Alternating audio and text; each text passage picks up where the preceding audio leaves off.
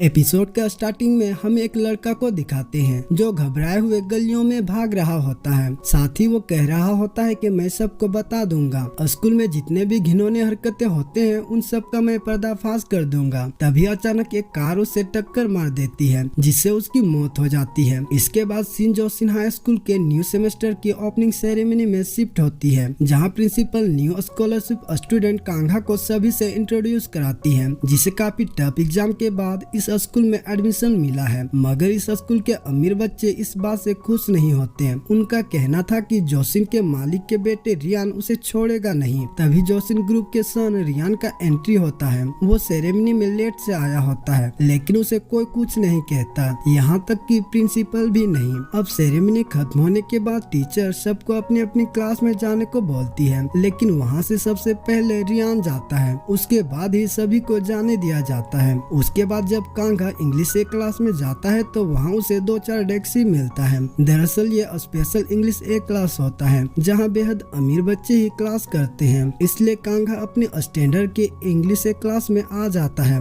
लेकिन वहाँ भी कोई उसे अपने साथ बैठने नहीं देते हैं। इसलिए वो पीछे जाकर बैठ जाता है, जिस पर ना ही बैग रखने की जगह होती है और ना ही वो पूरी तरह से ठीक होती है। वो साइड से थोड़ा टूटा हुआ होता है, लेकिन कांघा को इस बात से कोई फर्क नहीं पड़ता। आगे हम देखते हैं रियान अपने फ्रेंड वोजिन और हेरा के साथ लंच कर रहा होता है। तभी वोजिन को एक कॉल आता है। वो कॉल को देख स्माइल करते हुए वहाँ से निकल जाता है। अब अकेले में हेरा रियान के करीब जाते हुए कहती है, अगर जेई तुम्हें भाव नहीं देती है तो मैं उसकी जगह ले सकती हूँ। लेकिन रियान उसे खुद से दूर करते हुए मना कर देता है। जिसके बाद हेरा रात में जेई को पिकअप करने के लिए एयरपोर्ट आई होती है। यहाँ इन दोनों के बातों से हमें पता चलता है कि जेई 3 महीने के लिए यूएस में रहकर आ रही है। यूएस में रहने के दौरान जेई अपने सभी फ्रेंड साथी रियान को भी इग्नोर की होती है। साथ ही जेई हेरा से कहती है, कुछ है जो मुझे तुम सबसे कहना है। सुबह मुझे काम है, इसलिए दोपहर को मिलते हैं रेस्ट ट्रैक पर, दोनों को बता देना।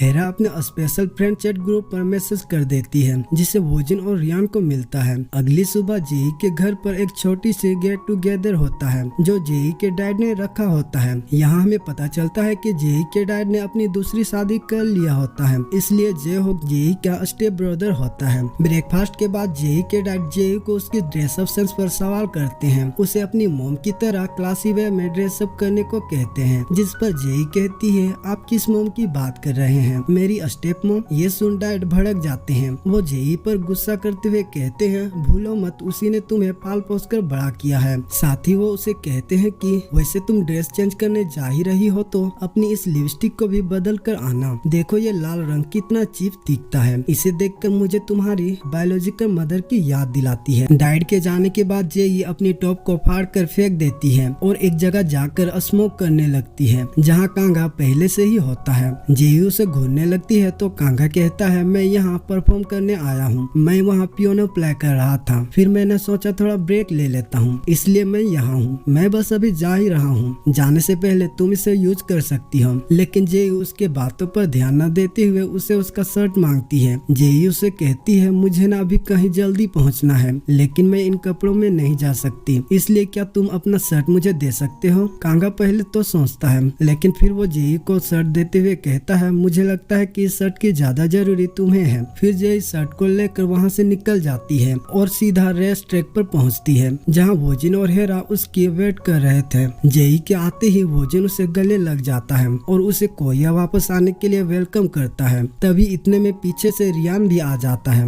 आते ही दोनों एक दूसरे को घूरने लगते हैं, क्योंकि मन में इतने सारे सवाल जो हैं। वोजिन हेरा से इशारे में दोनों को डिस्ट्रैक्ट करने के लिए बात स्टार्ट करने को कहता है। तभी हेरा सिचुएशन नॉर्मल करने के लिए कहती है, वैसे हम सब काफी दिनों बाद मिले हैं, क्यों ना हम सब आज के दिन को सेलिब्रेट करें? तभी रियान जेई से कहता है, जेई तुम्हें मुझसे कुछ कहना नहीं है? तो जेई हेरा से कहती है, हेरा मैं रियान को चैलेंज करती हूँ। जिस पर हेरा कहती है, कैसा चैलेंज? जेई कहती है, जिस पर जीतने वाली की विश पूरी होगी। रियान पूछता है, कैसा विश? जेई कहती है, जीतने पर बताऊंगी। रियान कहता है, ठीक है, जीतोगी तब बात करना, और अगर मैं जीतता हूँ तो तुम्हें मुझे सब कुछ बताना होगा कि तुम ये सब क्यों कर रही हो। फिर दोनों के बीच रेस शुरू हो जाती है। दोनों पागलों की तरह रेस करने लगते हैं, लेकिन आखिर में जेई रेस जीत जाती है, इसलिए वो अपना विश बताती है। वो रियान से कहती है, चलो ब्रेकअप करते हैं। जिस पर रियान कहता है, आखिर तुम मेरे साथ ऐसा क्यों कर रही हो। पहले तो तुम बिना किसी को बताए यूएस चली गई और अब तुम वापस आई हो तो बिना मुझे एक्सप्लेनेशन किए ब्रेकअप करना चाहती हो। तो जेई कहती है हम 6 साल के थे जब पहली बार मिले और जब हम 15 के हुए तो तब तुमने कहा कि तुम्हें मुझसे पहली नजर में प्यार हो गया था।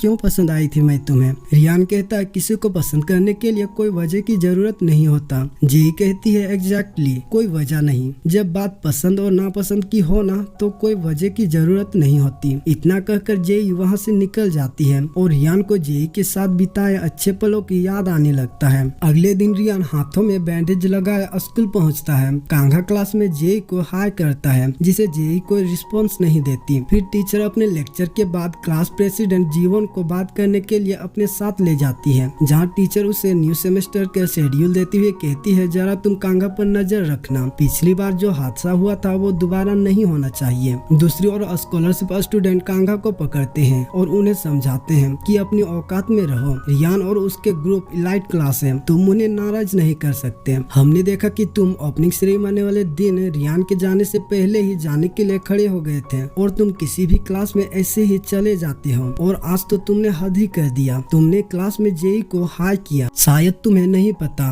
रियान के ग्रुप को मैरून और हमें ब्लू टाई दिया गया है ताकि हम अपने लिमिट में रह सके। रियान के पेरेंट्स ने इस स्कूल के लिए बहुत कुछ किए हैं, इसलिए तुम्हें नहीं लगता है कि हमें उन्हें रिस्पेक्ट देना चाहिए? लेकिन कांगा अब भी उनके बातों को सीरियसली नहीं लेता। तब जाकर सीनियर कांगा को उन्हें सच्चाई बतानी पड़ती है कि तुम जैसे ही पहले भी एक स्कॉलरशिप स्टूडेंट था जिसने हमारी बात ना मानकर अपनी मनमानी करने लगा। फिर रियान ने उसे मार दिया जिस वजह से एक स्कॉलरशिप स्टूडेंट की सीट खाली हो गया और उसी जगह पर तुम्हें एडमिशन मिला है, इसलिए तुम ज्यादा उड़ो मत। लेकिन इतना कुछ समझाने के बाद भी कांगा हंसकर वहाँ से चला जाता है। वो सीधे जाकर रियान से खुद को इंट्रोड्यूस करता है लेकिन रियान उसे इग्नोर करके चला जाता है। फिर हेरा उसे कहती है हम फ्रेंड बन सकते हैं, कल हम एक फ्रेशर पार्टी रखने वाले हैं, मैं तुम्हारे लिए कार भेज दूंगी, पार्टी पर पहुँच जाना। आगे हम देखते हैं कांगा पार्टी पर पहुँच जाता है जहाँ उसे देख सभी लोग उसका मजाक उड़ाने लगते हैं कि देखो ये सच में आ गया, वो भी स्कूल यूनिफॉर्म में। वहाँ हेरा कांगा को एक ड्रिंक पिलाती है जिसमें उसने कुछ मिलाया होता है जिस वजह से कांगा अपने होश खोने लगता है। इधर जेई को एक ब्लैकमेलिंग का मैसेज आती है जिसे देख वो डर जाती है। तभी रियान उसे मैसेज करके अपने पास बुलाता है जहाँ उसने जेई से पैचअप करने के लिए एक सरप्राइज तैयार किया होता है। वो जेई से सॉरी कहता है लेकिन उसे खुद भी नहीं पता होता कि आखिर उसकी गलती क्या है।